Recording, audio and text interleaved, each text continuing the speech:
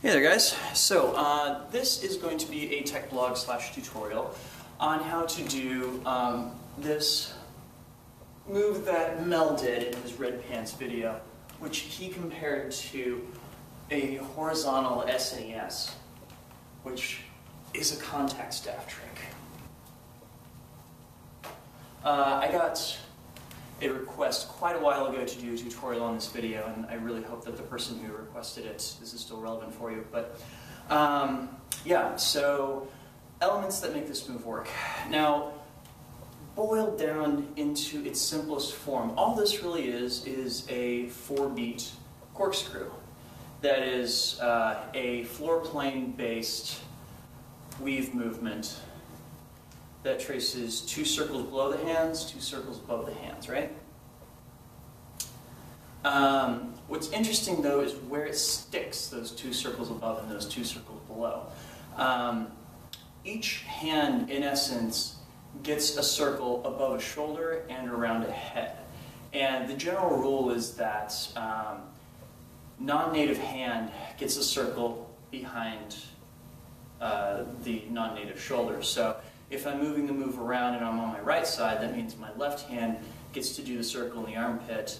If I'm moving around the move to my left-hand side, it means the right hand is getting to do its circle in the armpit, right?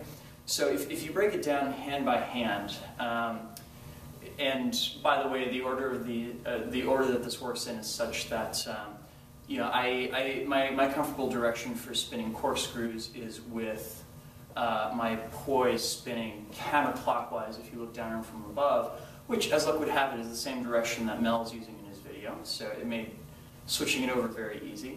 The way I see this move beginning is by having my left hand reach over to my right hand side, and when it does so, it does a rotation that causes me to kind of flip over such that it comes at me kind of in my armpit and behind my arm, right?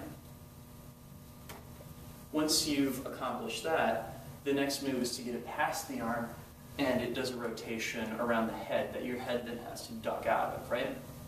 So if you wanted to, you could think of this as it does 2 beats down low, shoulder, head, 2 beats, shoulder, head, 2 beats, shoulder, head, 2 beats, shoulder, head, 2 beats, yeah?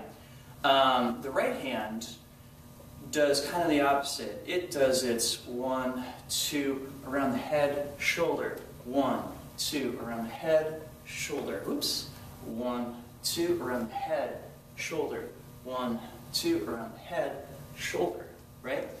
And when you combine those 2 together, what it results in is this nifty trick where you always have a hand engaged behind one of your shoulders. In between there, you have the hands chasing themselves basically across your throat, and your head is ducking to try and get out of the way of them, and then another cool twisted up circular beat with a hand behind the opposite shoulder, right? So then the piece comes together looking like this. And the way I think of this is like, okay, so right armpit, throat, left armpit, down, right armpit, throat, left armpit, down, right armpit, throat, left armpit, down, right armpit, throat, left armpit, down, yeah? And once you start breaking it down like that, it makes a lot more sense and is a lot easier to flow through and everything. So part of what makes this look so cool is that it directly engages the body in a way that most poi tricks don't. If you have not worked out your obliques today, you are about to in a big kind of way. Also, it takes what's usually a much more static motion, this corkscrew right here, which by itself, isn't awful, but it's also not terribly interesting.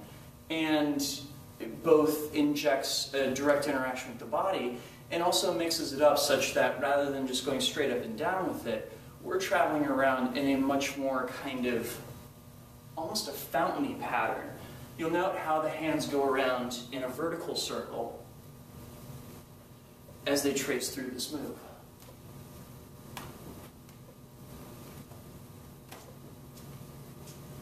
So yeah, this actually was a lot of fun to learn. So thanks for the request, and thank you all for watching. Have yourselves a great week. Peace.